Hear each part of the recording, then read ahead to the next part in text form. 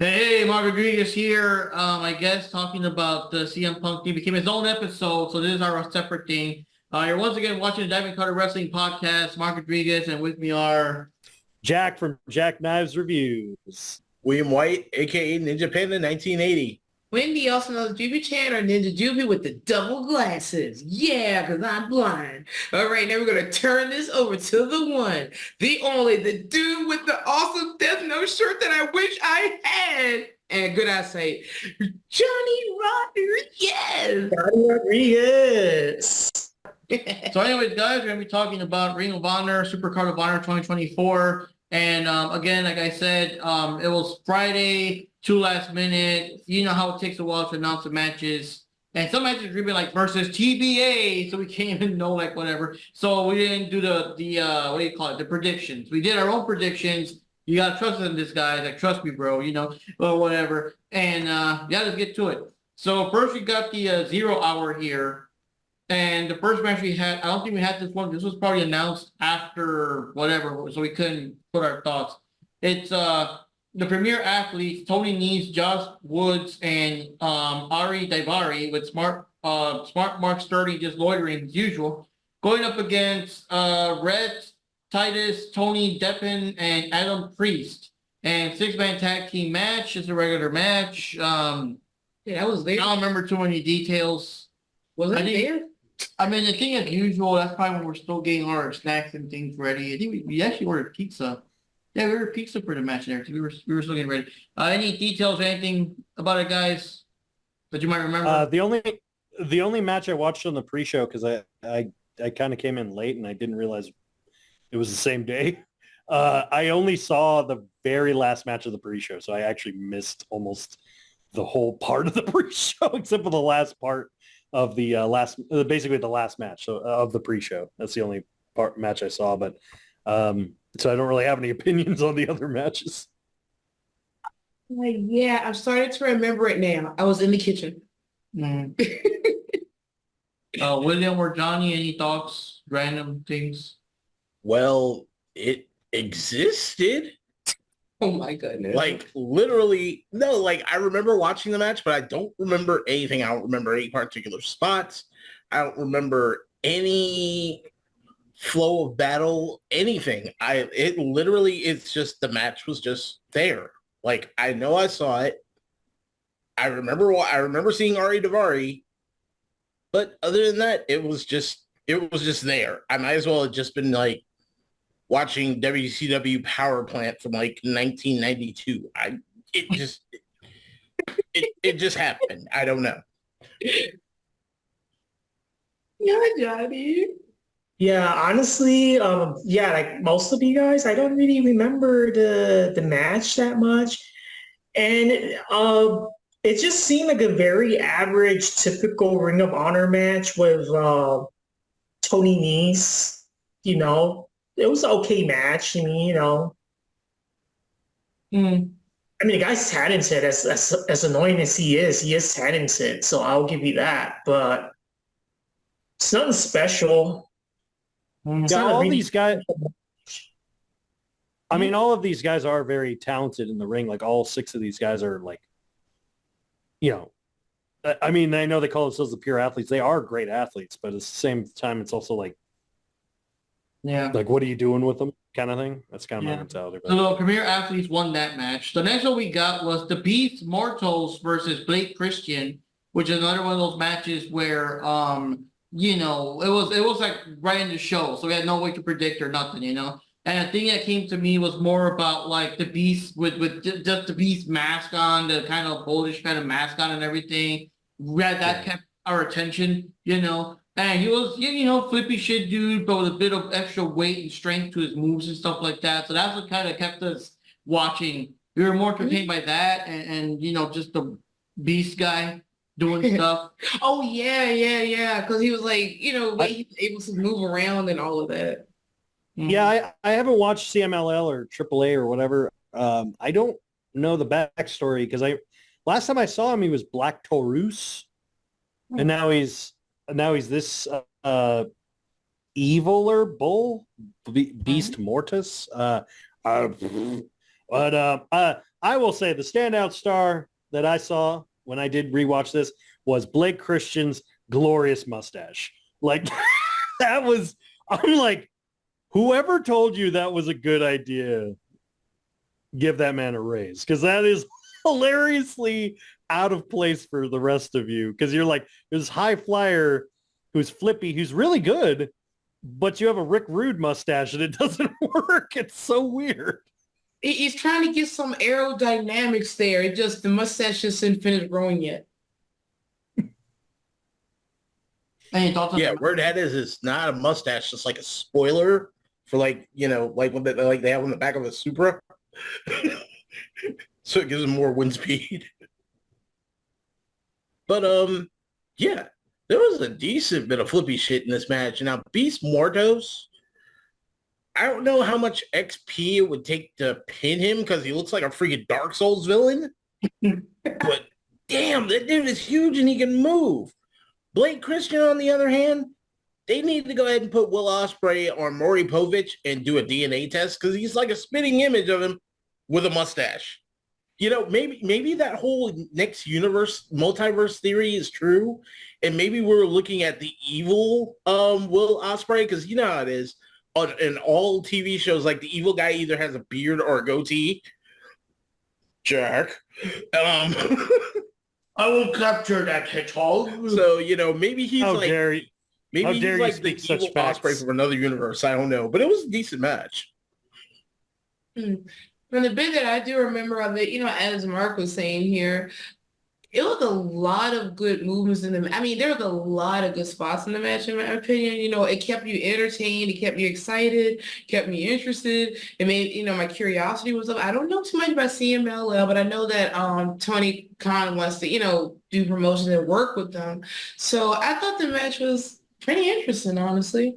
You know, and like I said, the fact that what was his name? The Beast dude. The Dark Souls character. Mortos, I think. Beast Mortis. Yeah, Mortos. Mortos, yeah, Beast Mortos. I mean, I just didn't expect him to move in the way that he did. So this was really exciting, got me pumped. Maybe I want to look at the whole pay-per-view, you know, like, you know, because that's the point. So yeah, interesting match. Also, I did laugh at the ending where it had Alex Abrahantes and Commander come out and they go, and I'm like, did he do something? Like, is there something you guys aren't telling us? So he just goes like, and I'm like, did something happen that we weren't aware of? Like, it's kind of like, we caught him saying on social media that he likes Taco Bell better than actual Mexican street tacos. Ooh, he got to go, man. he's like, you owe me a gordita crunch wrap. And I'm like, what? Gordita crunch wrap. He got to go, man. He has to go. That's not how we roll here. What do you think, Johnny? Okay, so about this match, yeah, it was a good match. I mean, Beast Mortals, I mean, he's huge and can move and he's Yeah, that was very surprising. good wrestler. I also like Blake Christian, but obviously he got overpowered by the Beast Mortals. But it was still a good match just to see how long Blake Christian would have lasted in this match, I guess. A part of me would have liked if Blake Christian actually won this match, but, you know, he lost. But, you know, it was still a good, decent match. I don't really remember too much about it, but I know the two guys are very, like, agile and they move a lot and they do a lot of flippy shit and they're very, like, I don't know, like technical type wrestlers. So it was good. Oh, and apparently it is rumored that if you beat Beast Mortos on a full moon, he disappears on a bonfire and a sword shows up in the middle of the ring. Oh I my don't know God. what that's all about, but Okay, so yeah, so the Beast Mortals won that match. Next we had Griff Garrison and Cole Carter with Maria Kanellis just being there, going up against the Spanish Announce Project, Angelico and Serpentico tag team match.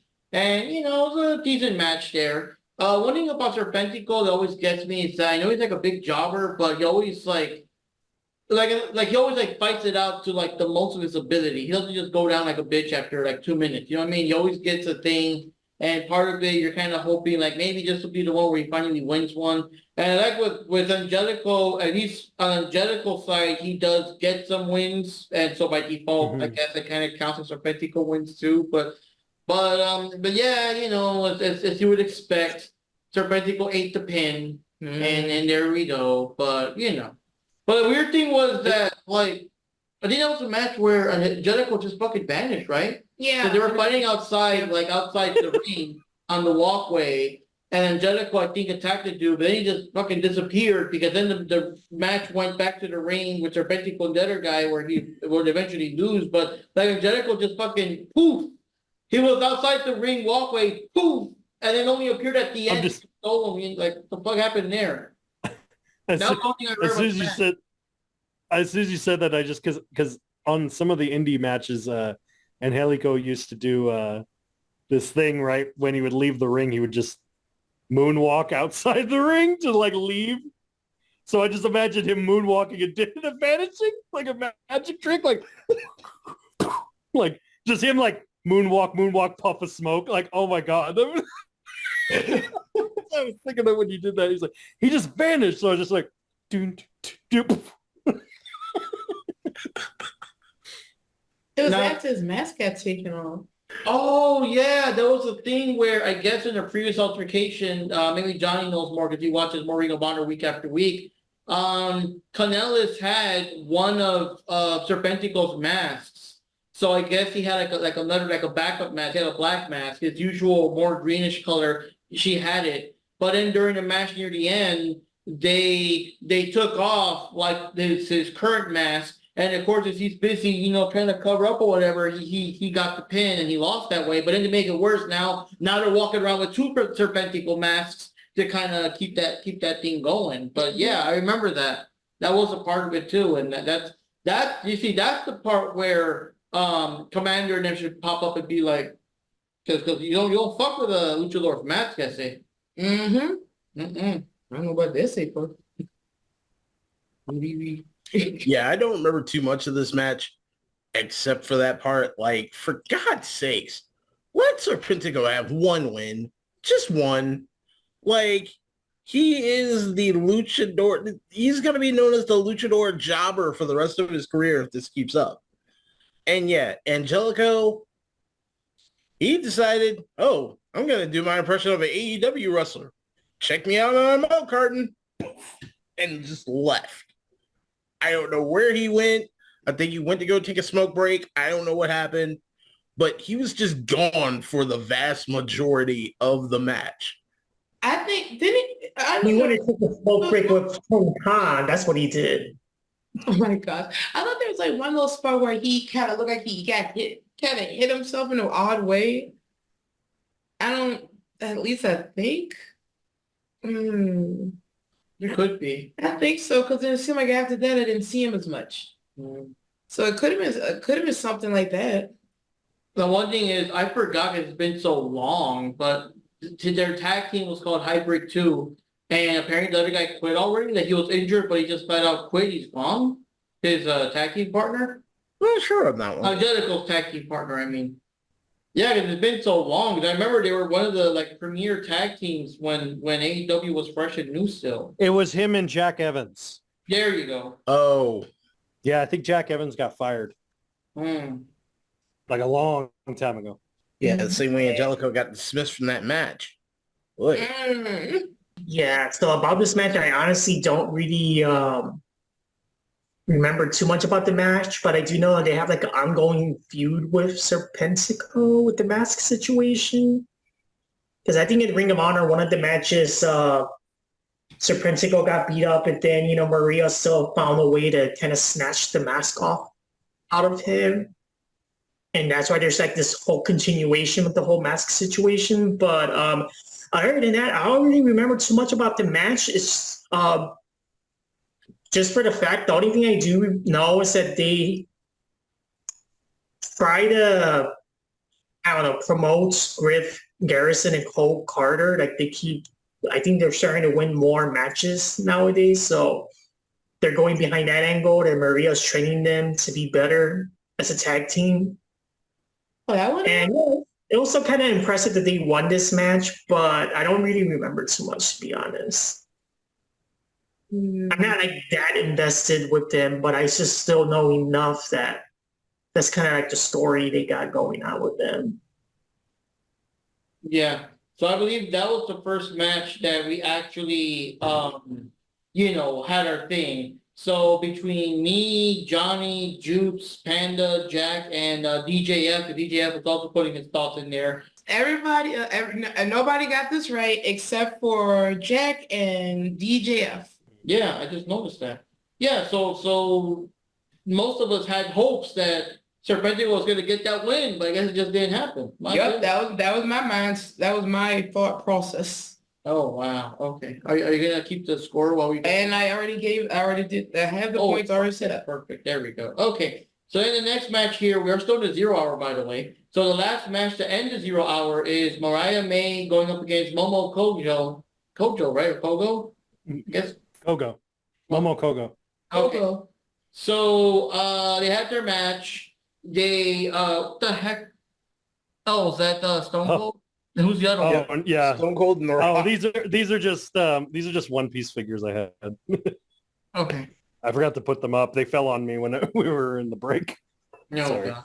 So anyways, Mariah's now doing full-on gimmick with the Tony Storm. They're looking at classic Tony Storm, biker Tony Storm with the music and everything. And I always like how Tony is so like whatever that she doesn't even acknowledge that's her. Like she says she likes the look, but she doesn't acknowledge that that's like her old look. You know what I mean? She's so into the starlet, the Hollywood starlet character. But anyway, she fought it out with Momo, and good match, good skill between the two of them and stuff. About time we got to see Mariah wrestle because we know that she's big in Stardom, but they haven't been really using her too much here. So it's good to get a match. She won the match, and I'm trying to remember what have all happened because they had the champagne and they drank it up. She basically no, that didn't happen until later. Basically, she basically Momo gave her a handshake like she was going to thank her, and Mariah walked away for a second, then she came back and she gave her a big hug. So it was like, that was because it's starting to show like the Stardom, right? No, yeah, well, yeah. I mean, that's the thing is Mariah was in Stardom for a while. I want to say about 2 years. She wasn't huge, but she was popular as hell. But everyone liked her. Everyone liked her because she was actually, really good, like really good in the ring, and she was also really like liked and respected. So it was like, oh, okay. So Momo Kogo is in the faction Stars. Oh, I love that. That's cool. That is my first ever figure purchased here in our new location. That was cool. So Momo Kogo is in the faction Stars, and then Mariah May was in the faction Club Venus, which then later became X Venus 7 or something like that. Can't remember what the hell they're called too. EXV, that's what they're called. That was like EXV is kind of like several groups that disbanded turned into one, and it's led by Mina, the former leader of Club Venus that Mariah May was in. So, but yeah, they were the name allies. of a bad anime. Oh God! I know. Tune in next time. I know. X Venus 7. Yeah, it's EXV. Yeah, Club. Yeah, but like that's the whole thing is like they were allies, so it does kind of make sense. So it's like okay, but yeah, that is cool that they gave each other a big hug. I actually kind of dug this match. I mean, obviously, I could tell since she's put on this whole identity theft gimmick of being Tony Storm. Identity theft isn't a joke, Jim. I've noticed she's gotten a lot stiffer with her moves, which is good because that's exactly how Tony Storm used to wrestle. When she was in Stardom, she was a lot more. She was quick-hitted and she was quick and stiff the way she hit people, just like bam, bam, bam, bam. Which, ironically, she makes her male fans quick and stiff, but that's another story. Yeah. But no, the way the way she would wrestle was like that. But then when she became stateside, she got a lot like, not that she didn't change her style, but she kind of got a lot more like not as precise as she was. And then the whole timeless gimmick, she got super soft. So it's like, eh. I'm curious to see like obviously they're building something, which I hope they actually pull off really well. Because if it's going the way I think it's going, I would actually like to see that match, and I really hope it's going to go that way. But I'll get to that later. But overall, the match itself, I thought it was a great way to start off the show, like to get people into the show, because it wasn't too long, it wasn't too much, but it was just the right amount for me. Yeah, I gotta agree. It was a decent pacing for the match. It didn't go, an ungodly amount of time, and it wasn't too short either. Yeah, Maria May, yeah, she has had her change ups where she's really getting slowly similar to Toni Storm. But yeah, she is getting I kind of saw a few moments where she was getting back on her stiff shots, which is good. She needs to keep that pace up. But overall, it was a pretty good match. It was a good way to start off. No, I have to agree with that. I thought it was a pretty interesting match. It kept me entertained the whole time. It was nice seeing Momo because, I don't really know so much about some of these other wrestlers. And the fact that with Mariah, too, we really haven't seen her do much of anything besides be like a Tony lackey. So I'm kind of curious where they were going to kind of go with that. I mean, I know it's just 0 Hour, but I was more interested in the match from a storytelling perspective, maybe like, oh, Tony Senpai, look at me. I can wrestle nicely, right? Compliment me, because the last time she had a match and Tony was witness to it, Tony went off to have fun on Broadway, like that. So she didn't actually see the match. And I'm surprised it didn't go anywhere with that. But then again, I might be getting my hopes up too high. But it was nice to see their abilities in the ring, just to show, exhibit that. Now turn this over to Johnny. Yeah, this match, this is the first time I actually, I've seen both wrestlers, Mariah May and Momo Kogo. Kogo, yes. Huh? Momo Kogo, yes. Okay, so it's a very good match. I feel like they're both very technical, very talented wrestlers. And, the part that most people remember is probably the ending when instead of Mariah and Momo just having like a regular handshake, they did the hug thing. Oh, she did the drink thing with that match, or was the other women's match? That was another match, I think. That was Oh, another it was another match. Okay. But either ways, also a good, entertaining match. And I do like Mariah May style. I like her gimmick style, whatever. It's kind of like, a bit like Toni Storm, like, the OG Toni Storm before she got all Hollywoodified. Hollywood. Yeah. So for that one, everyone went for Mariah except for Panda. Panda was trying to get some of that Momo action there.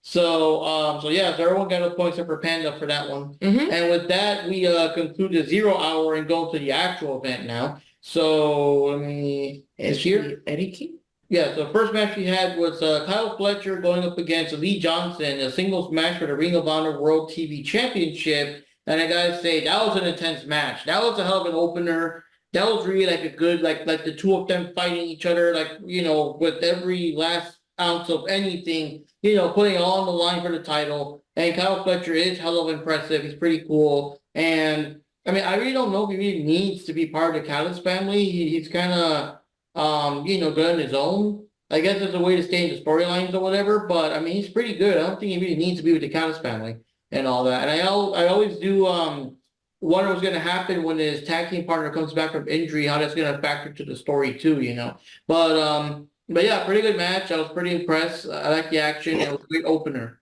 and everything. Yeah, that was a pretty intense match. That was almost New Japan worthy. Again, Cal Fletcher, another evil love child of Will Ospreay. I mean, definitely a good wrestler. Lee Johnson, pretty damn good wrestler himself. They went the distance. Like, to me, this should have been later on in the card. Like, because that was a fairly intense match. But yeah, overall, highly enjoyable. I definitely love that match. If that would have been the opener, that was the opener for the pay-per-view. So yeah, that one kind of got me hooked in. So yeah, good match. Your thoughts, Troops? Oh, oh my gosh, this match was awesome. I mean, all the intensity and all that, all the stuff that was going on for that match. And here's the thing I liked about it. This is how a match should be for a championship match should be. They really putting their all into it. It's like they have purpose. They're fighting for something. That's how a match should be. That's how championship matches should be. But like you said, I don't know. Why is he with the Don Callis family? I mean, I don't know. I mean, where's the story with that? I mean, what's the point of all of that? But either way, ignoring all of the back stuff there, great match. I was totally into it. I was glued to the TV like almost the entire time, as you were the witness to. And I was like, ooh, ooh, because I like it. You know how animated I get. So yeah, I thought it was a great match. It was, I don't know, just how do you describe it? And now that I'm thinking about it because of what Panda just said, maybe this would have been cooler later on in the match. I mean, on the card, or if it could have been switched with one of the other matches. But now I have to think back on what match I would have switched it off with. Mm. Mm. All right. Yeah, I thought it was an amazing match, honestly. I think what I liked a lot about it is you had two guys. My roommate refers to this as a mirror match. Basically, when you have two guys who, though completely different wrestlers, they don't associate with each other, but their wrestling is like almost identical to the point where it could go either way. And this is a definite perfect example of it. I also loved Kyle Fletcher's little tribute to Liger as he was dressed like not Jushin Thunder Liger, but his evil alter ego, Kishin Liger. So I actually loved that little Easter egg they put in there. I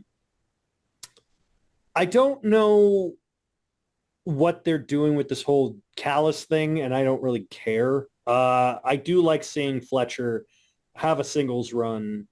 He is so damn talented. You want to talk about Blake Christian being Ospreay's son? If Fletcher's not in some way like Ospreay, I don't know who is. I loved it. I thought it was a great match. Almost to the point, almost to its detriment, because it was such a great match that it kind of set a bar that I think like a large chunk of the show just couldn't keep up with. You know what I mean? Like I agree with Wendy. I agree with Panda, where it wasn't necessarily that the match was bad, because the match was fantastic.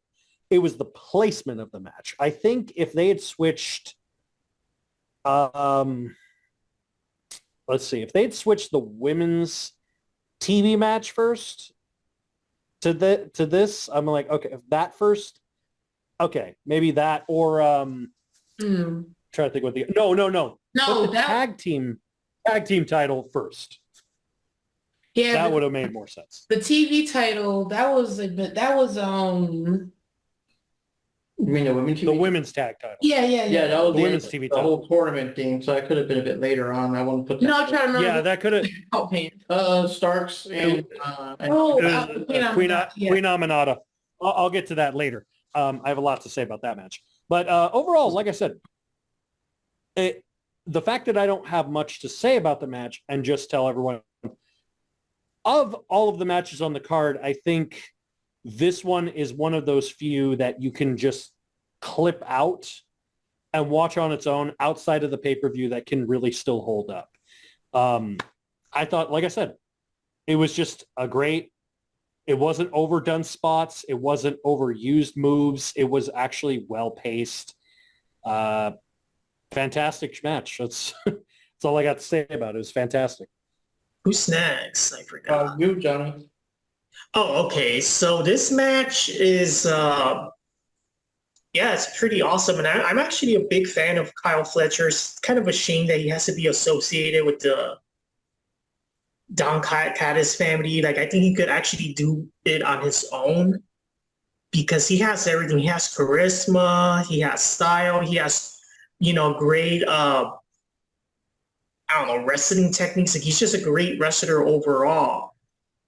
And this match proves that. And the thing I like about Kyle Fletcher is that he actually was a wrestler that I think at first he did start a little bit on the rusty side, and over time he got better as time goes on. So it's very nice to see a wrestler that maybe didn't start out the greatest, but now is becoming one of the greatest, and he's just getting better and better as each match, goes on. And this is definitely pay-per-view, caliber type match. Like, this is pay-per-view quality. But I do agree that maybe this match, maybe they should have put it much later during the program, because I don't know, like some of the matches and here and there, they're kind of but this match, it should have been pushed much further ahead. I don't know exactly where the correct placement would be, but maybe to have this match in the very beginning was a little, I don't know, not a bad decision because it's a good match in general, but maybe they I don't know, maybe they rushed it, maybe they couldn't wait. Hey, we couldn't wait to get Kyle Fletcher and Lee Johnson, duke it out in the pay-per-view, so they had to put it first. But I don't know, maybe they should have put it much later during the program, So, Well, I will say, kind of one last thing. I will say a little bit to your point, Johnny.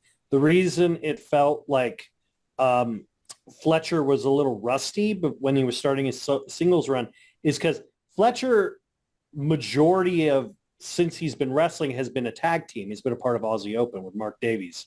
So he's been more reliant on Mark Davies and hasn't actually gotten used to being solo. And I think that kind of hesitancy kind of reflected in his in-ring work. But now he's at a point where I'm like, hey, look, I'm better. I've stepped up my game. I don't have doubt in myself. And I think that's kind of reflectant on kind of what you're talking about, right? Is that it's kind of what you're kind of going off of? Yeah. Well, for that one, everyone went for Fletcher. So there you go. It's a clean sweep for everyone. The next match we had here is the Stardom Showcase 6-woman tag team match. So we had May Sarah and the Empress Nexus Venus, which is comprised of That's what it's called. Panda and Mina Shirakawa, going up against Tam Nakano and Queen's Quest, which is comprised of Saya Kamitani and House Azumi. I'll pronounce them because when I was watching the match, I was so pissed off because Ian Riccaboni cannot fucking pronounce a single Japanese name right. He was calling. I was getting a little frustrated with it too. I was like, I want to be in a room with Jupi when this match is going on because I could just hear her seething while I'm watching it. And like, I was like he kept calling her Tom Nakano, Tom with an O. It's Tam Nakano or Tam Nakano. So it's Nakano. It's Nakano. It's Mai Sera Empress Nexus Venus, that's the faction, with the World of Stardom champion Maika and Mina Shirakawa. Versus, it was Tam Nakano and Queen's Quest, Saya Kamitani and Azumi. So that was interesting because, like, I'll just give my quick thoughts on it. It was a lot slower paced than an average Stardom match. Wasn't bad though. It was still good. I loved seeing them, and I love the crowd getting behind them. That was my big thing. I'm like, please love my girls. I love my girls, please. I'm like that's my mentality. I've been like, because like I've seen the way AEW fans react to TJPW wrestlers, and other than Maki Ito, who's just a personality in herself, they've all just been like, we got Yuka Sakazaki, and they're like, Perfecto, raw. Yay! But like here with it's Stardom, man, like Stardom. Anyway, but I was like, no, I was actually enjoying it. I thought it was really good. It was a little slower pace than I was expecting. I did love the ending though. That made me happy. I was like, like getting to see her come out and having champagne with the girls, and especially Mina. I was like, yay! And then like I hope they're building up a story. It's obviously going to build up a story with Mina and Tony. Right. And I want to see that fight so bad. Anyway, that's my thoughts. Yeah, I gotta agree with you. Like, I'm actually happy that the Stardom Girls are getting recognition in Ring of Honor. Like, they were actually being cheered on rather than it just being a quiet crowd. And yeah, you sent me a couple of videos of some Stardom matches, and looking at the pacing, I thought it was just me, but yeah, they were running a little slow on that one. It's so good. Like, the pacing was rather slow as opposed to like your normal Stardom style match. So I thought that was a little strange to me. I don't know if somebody was just like, might have been like being soft due to an injury. I don't know what was going on there, but They had to slow it down so that Tony wouldn't fear for his life. What? From what someone told me, that basically, apparently Japanese wrestlers are often told to to slow down their style because like they're usually used to either going high pace or harder. And apparently a lot of them, especially if English isn't their primary language, misinterpret slower and not as stiff as slow and soft. So they refer to that as like, oh, I need to be weaker than normal. Basically, like, and it's basically a mistranslation mentality of like, oh, it's nothing. It's just them like, oh, my bad. It's kind of like that. That's why in Japan they refer to American style as soft style, because that's because they literally think, oh, they are actually forced to slow down. They think all of these wrestlers are, oh, these guys could go like 90 miles an hour, every one of them, but it's like they're just choosing to slow down for the Americans to catch up. It's like, yeah, no, that's their normal. It's like, we need you to slow down. We don't want you to go too far in the WWE PG era, but not to TNA. Somewhere in between there, we need you right about there. Yeah. It's kind of like that. It's funny because circles if he's not used to that much estrogen all in one place. But yeah, like, overall, even with as slow as it was still a pretty decent match. It was a lot of fun to watch. I want to see if they're going to lead up to a rivalry with Tony Storm somewhere within this whole deal. But yeah, overall, it was still an enjoyable match. I probably might have wanted to up the speed quality if I watch it again, just to make it feel right. But it was still a good match. Hey, as someone that's not fully familiar with Stardom, and I think I mentioned it. Did I mention it? Because I thought they were going a little slow too. I think so. But Yeah. mostly you were wincing at the names. Well, yeah, that too. But yeah, I thought they were going a bit on the slow side too. And before you guys pointed out that, oh, they had to slow it down, I was going to bring up something. It's not Japanese, but it is dealing with Jackie Chan. For one of his movies, Who Am I, his moves were just too fast for the stunt guy that he was working with.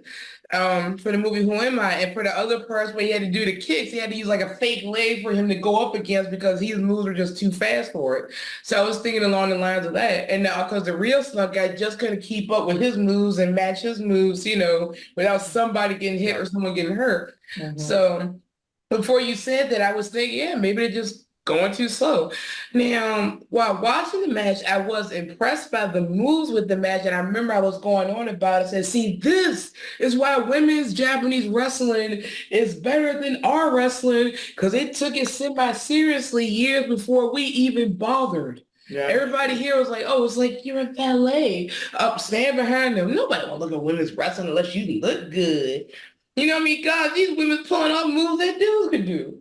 So yeah, I have a lot of respect. I have a respect for the Japanese, female Japanese wrestling, even if I don't I don't like, regularly watch it, but I do have respect for it. So yeah, I like the moves that I saw.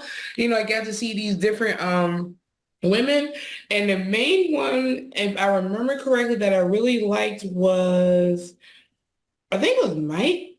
No, I can't remember if it was Mike I really liked, or what was she wearing? What was she wearing? See, that's more of the purplish. Oh, that's Azumi. That's Azumi is the former. So what's funny about a little bit of history? So Sayakami Tani was the girl in the kind of tassels. Her nickname is the Golden Phoenix because she actually can do the Phoenix Splash better than Kota Ibushi, the guy who created the Phoenix Splash. She could do it better than him. So Sayakami Tani holds the record for most title length and title holds of the Wonder of Stardom Championship, most defenses, longest hold. Azumi is like that with the High Speed Championship. So in Stardom, they don't have weight brackets. They have type brackets. So there's only really two brackets. There's the rookies. There's the regular wrestlers, just everyone, and then there's what's referred to as a high speed. Think of them kind of like a cruiserweight. Azumi is nicknamed as the queen of high speed because she legitimately, if you watch her matches, she is like a fucking bullet. Like, oh my God. That girl holds the record for most title defenses with the high speed championship, the longest reign as high speed champion. Like oh my God. Like she literally, when she fought Mercedes Moné, it was in a triple threat. It was her, Mercedes, and Mayu Iwatani. Mercedes couldn't what? It was like that scene in Dragon Ball Z where Curler was like, I can't see. Like it was how quick she was. She would just go, they're too high. Yeah. Okay, there you go. But Azumi is fantastic. Yeah. She's probably out of everyone in that match is probably the one person who I honestly think would be the most appealing to the American audience besides Mina for obvious reasons. Mina is also fantastic. Mina is the sex appeal thing. Sex appeal goddess who is in charge of X-Venus 7 or X-Venus 7. So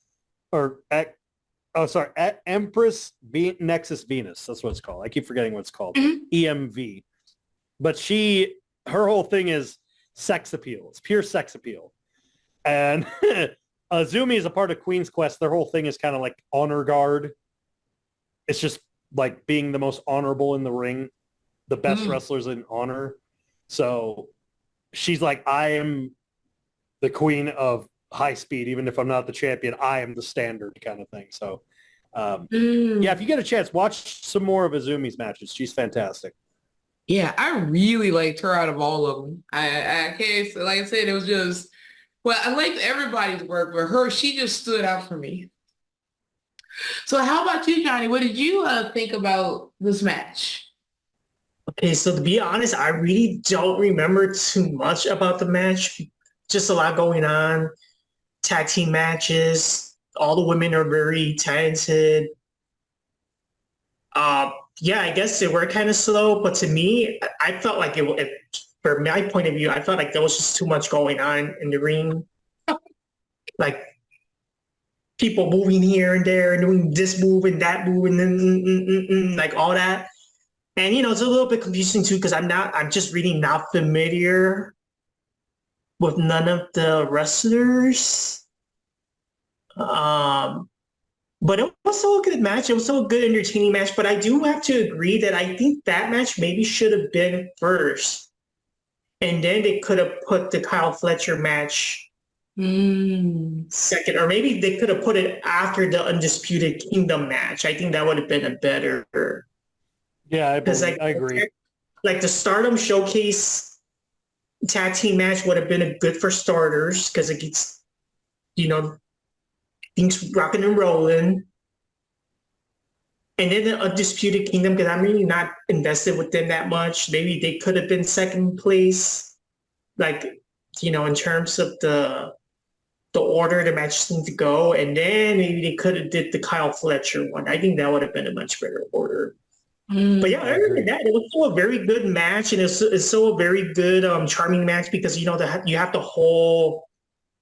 I mean, I don't know. I mean, no offense, but every time I see, matches of this caliber, like Japanese style matches, and the girls are dressed up a certain way, they act a certain way. I'm sorry, but I just can't stop thinking that I almost feel like I'm watching an anime in a wrestling match. You know what I mean? Like.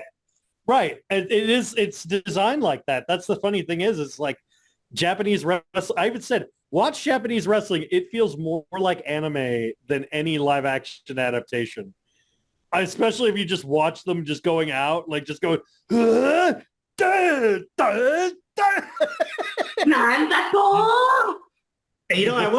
will give you this though. The one thing I do like about AAA wrestling, and what I like about Mexican wrestling is that whenever they bring Japanese wrestlers to Mexican wrestling, because Mexican wrestling is so like full of all that flippy shit, and then the Japanese wrestlers they bring their version of the flippy shit, and there's so much character and so much. It's like a perfect combination. Like it goes well together. I almost feel like when you get Japanese wrestlers and American wrestling, sometimes something kind of gets lost in the translation a little bit. I think it's also culturally, like the whole culture shock, Yeah. But yeah, I had to point that out because I do know that like in Mexican wrestling, when they have Mexican wrestling, and Mexican wrestling, when they have Japanese wrestlers, like for some reason, it's like the perfect marriage. Like it goes together. Yeah. It's like putting tapatio on your ramen. It's awesome. Yeah. And also because the Mexican culture, anime is huge over there too. So, that you got that thing going on as well. Oh yeah. You heard about what happened when Akira Toriyama died, right? With that whole thing? Yeah. The ceasefire. Yeah, I'm like, that tells you right there. But my point of, I agree. I 100% agree. I think it was, I do think they should have done the Stardom match first and then have the TV match next. Yeah, but I mean, overall, they were both still brought the drink. What's her name? Oh my goodness. Oh, Mariah May. Yeah, I like the part that she came there and then she brought her drinks and everybody's drinking. Yay! I thought that was cool. I remember someone said someone messaged me about like, because they're kind of doing this thing with like backstage segments with Mina and Mariah May, and then they're doing the stage kisses, the mwah, that kind of kiss, and then they're like, no, like they'll kiss, but they'll do this, so they're not directly kissing. It's called a stage kiss. But it's funny because like they're doing this whole thing, and they're like, oh, don't the Japanese like find that offensive when there's gay things? And I'm like, honestly, Japan loves homoeroticism, but they as long as it's at a distance in some capacities, like as in entertainment. And I'm like, golden lovers. Yeah, they're like, are they together? Stay tuned. You're like, and it's like clumsy. I mean, look at me. I mean, I was a fan of Gakuto and Hyde as a couple, even though they never were a couple. But I'm just saying, they just seem like they should have been. I don't care if Hyde is married or not. Or you could just do what they do. You could just do what they did in the English dubs, and then just be like, they're like, oh, look at these lovely cousins. They're cousins. Like, see, but my problem is I'm talking about two real people. I'm sorry. I just always figured that those two, I mean, Hyde is from Largo CL. Gakuto used to be in Malice Miser, and then They always did their Miser. collaborations. They did the Moonchild movie together, and I'll just stop now. So, Oh yeah, we'll talk more later. Well, I can say I like the match. It was entertaining. It's just I was trying to keep track of who was who because I don't recognize anyone and stuff like that and everything. But I was entertained. It's a good match. And then the whole thing with the toast at the end was interesting because we didn't know if Mariah was going to actually be there in good faith or actually start shit. Like the entire thing was a very uneasy, with her pouring the drink. You didn't know if she was going to, do the thing where she spills it in the person's face and shit starts. I was waiting for something. Well, like what happened? Well, actually, funny enough, you mentioned that the night before on the first ever Stardom American show they actually had is the first time they ever did a show in America in 5 years. No, it was the first time they ever did a Stardom show in America. And Mina Shirakawa was in a match. And Toni Storm with Mariah May shows up and she got all up in her face and waved the title right in her face and then shoved Mina Shirakawa. So it seems with that, this Dynamite, it's setting up something. And I'm like, it's gotta. No. Yeah, but this one, all of us. All of us went for Team Empress Nexus Venus with Mina Shirakawa, and they're the ones that won. They did? Yeah. Oh. Yep. Oh wait, Never bet against. Yeah, Never bet against the world champion. Yeah, you're right. And the thing is, I was so focused on Izumi, I kind of forgot. Okay. And Micah. So, the next one we got here is the Undisputed Kingdom, which is Matt Taven and Mike Bennett, going up against the Infantry, Captain Sean Dean and Carly Bravo with Trisha Dora in the background there. And it was a tag team match for the Ring of Honor World Tag Team Championship. And pretty good match here. I was actually seeing Trisha Dora in the background because I've seen her matches. She's had a lot of matches on Dark and stuff back in the day. I don't remember her having too many in Ring of Honor recently. She did appear in some of the Ring of Honor openers though. That was kind of cool. But decent match. Not much I could think about. I think we were still kind of recovering from the Stardom Sugar High, so I wasn't as focused on that one. But it was a decent match and everything. Any thoughts? Well, what do you think of it, Jupes? The Undisputed Kingdom match, huh? Mhm. Let's see. What else happened in that match that just annoyed me? I don't know. It's just the Undisputed Kingdom. I'm kind of like with Johnny on this one. Wardlow. Wardlow showed up. Oh, yeah. The only one, because at the end, Wardlow just showed up because, the Kingdom is part of the whole faction with Adam Cole. That's Professor X. Yeah. So Wardlow, didn't he have a mask on, beat up someone, take off his mask, revealed Wardlow just left or something like that? Some crap like that. I really don't even remember this match. I am having a hard time with that too. I don't even remember Wardlow being involved. Yeah, then he show up, powerbomb the guy, and then because they were doing the usual stuff out of the ring, and the ref was so entertained there. Wardlow came in, powerbombed the dude, left, and then when the ref came back, that's when the guy got pinned or whatever. This match was so forgettable. I'm not even joking. At the end of the show, when you see the Kingdom and Mike Bennett and Matt Taven, I'm like, oh shit, when did the Kingdom get here? I swear to God. I legit forgot they had wrestled earlier in the night. That's how forgotten I was of this match. I was like, oh shit, even the Kingdom's here. When did you show up? And I'm like, oh yeah, they fought. I forgot. Your thoughts, William? To be brutally honest with you, this match got Thanos snapped out of my mind because I don't remember squat of it. And what's sad is I did the same thing that Jack did. I was just like, well, damn, the Undisputed Kingdom's here. Oh shit, they had a match earlier. I really don't remember any of this match. This was totally immemorable. I don't even remember why. I don't even remember what my call was the week before and who won. I legit do not remember this match. Yeah. Yeah, I don't really. Like I said, I don't remember Wardlow being there. I sort of do, but I honestly would have forgotten if Jack didn't bring it up. But yeah, he did appear near the end. Nothing really special about this match. This could have just been like a regular RoH match. Like, I don't see the appeal of having this match at a pay-per-view.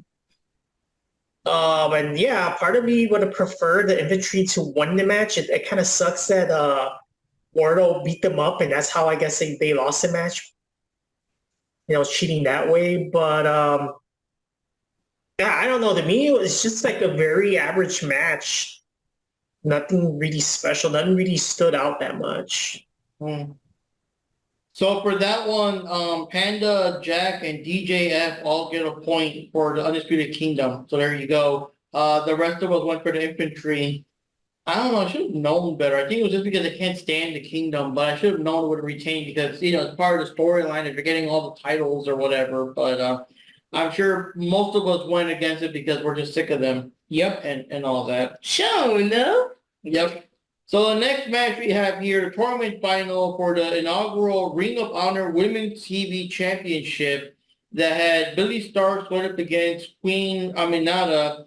And just to go real quick, just so you guys know the people that we had in here, the tournament just real quick. We had Kiera Hogan versus Diamante, and Starks would win that one. Billy Starks versus Robin Renegade, and obviously Billy Starks would win that one. Diamante versus Billy Starks. Billy Starks went, to the finals there. We had Mercedes Martinez defeating Trish Adora. We had Abaddon defeating Viva Van, and that would get Mercedes up there. So Billy Starks versus Mercedes. Billy beat her. That's an awesome win for her.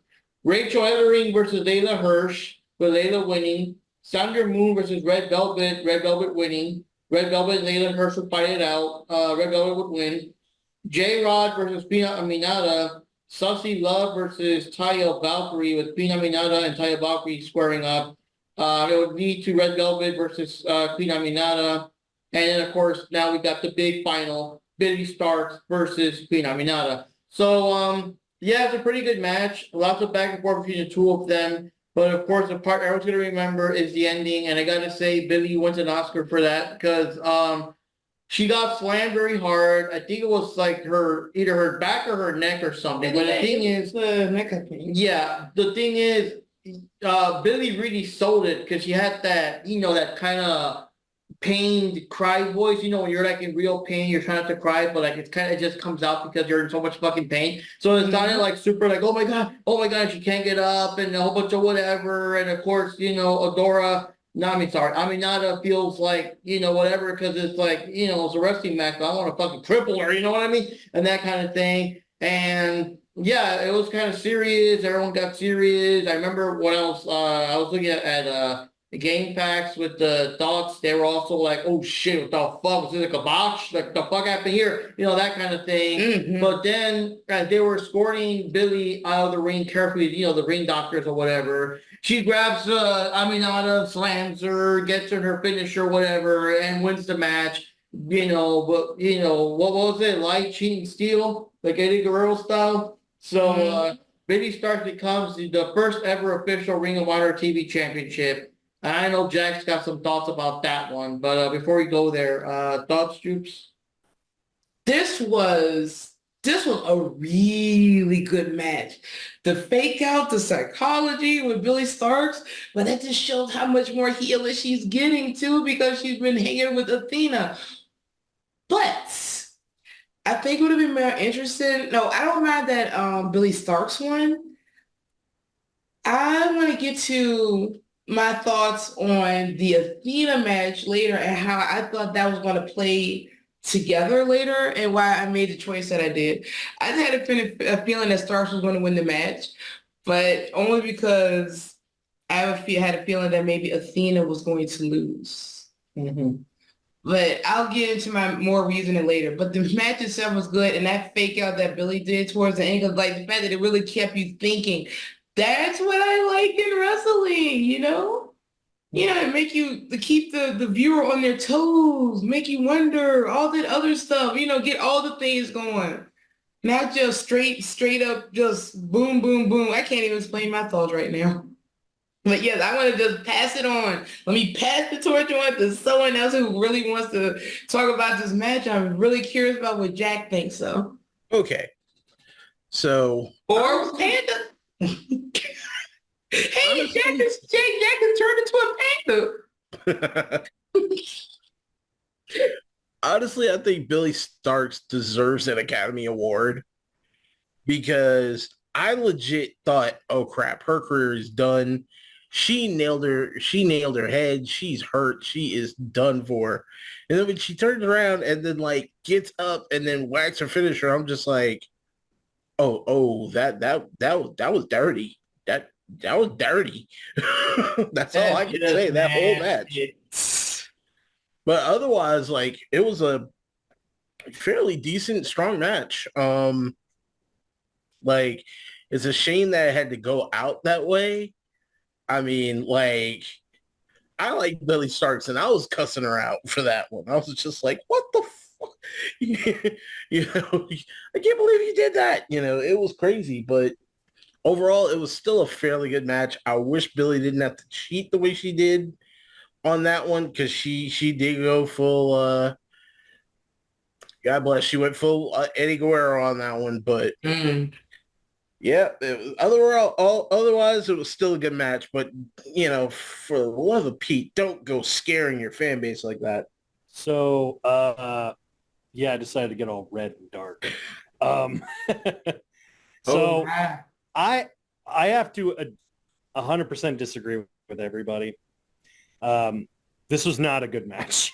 This was like botch full of like mostly basic matches, and I kept seeing so many times where they were just messing up on the most basic maneuvers, and I'm just like, I can't tell if it's like nerves or if it's just like the pressure of a pay-per-view, or maybe it's just whoever your opponent is, because you know, just like they teach you in dance, you're only as good as your partner.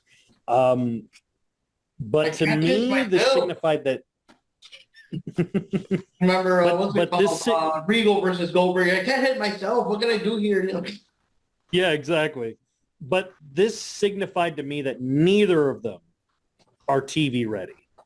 What I mean is, like I said, it was like so many points where they were fucking up the most basic shit.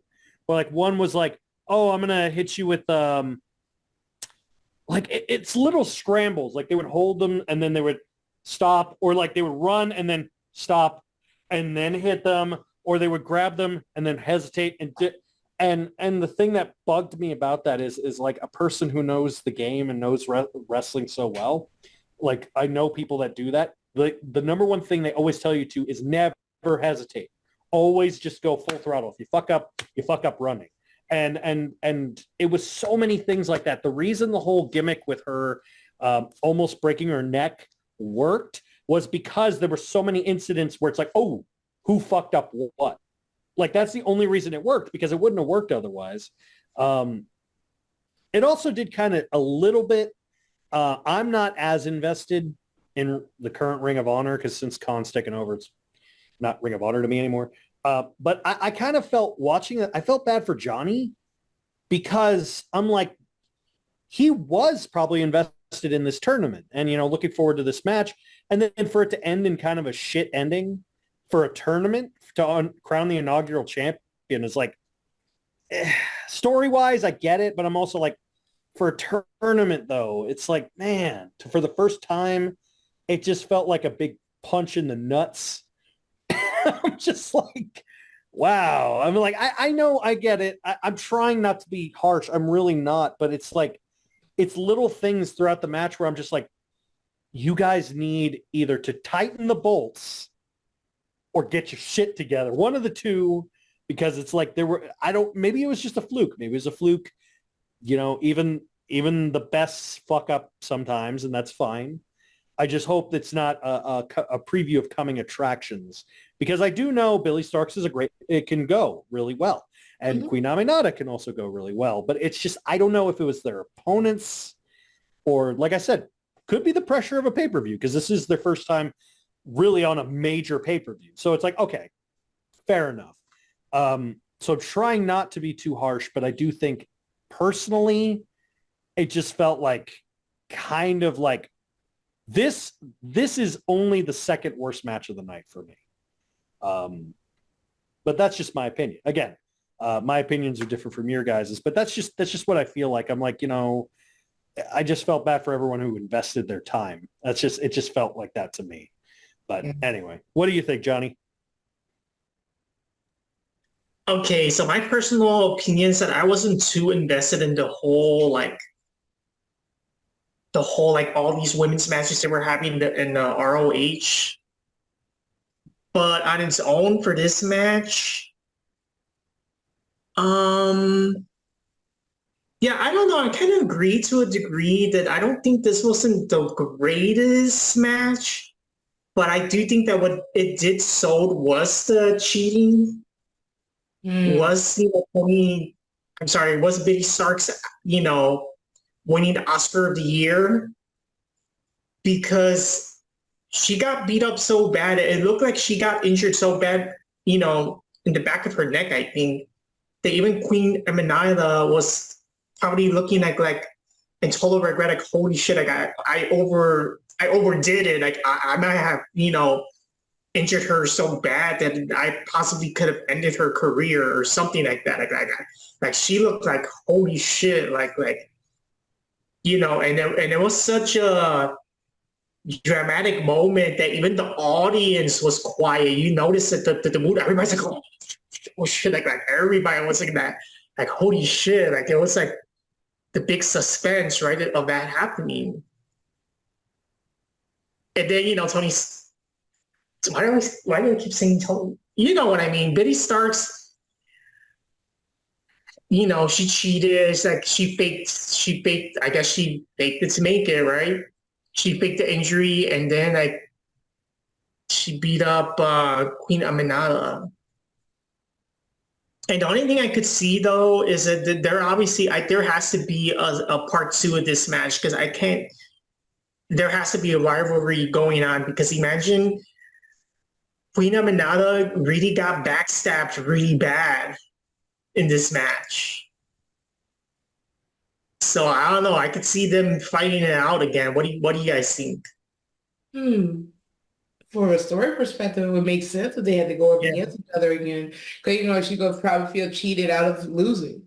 Yeah. And of course, Ring of Honor does kind of go a little deeper with the female storylines as opposed to AEW, not counting, of course, Tony Storm and stuff. So for that one, oh yeah, you're gonna add something, Jack, or?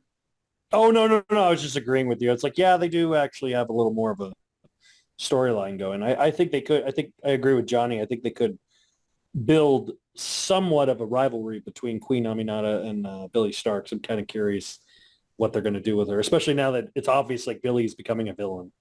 And imagine that Ring of Honor actually has 4 women matches in the pay-per-view.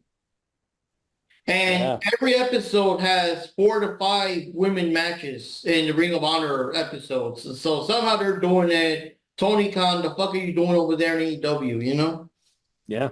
Yep.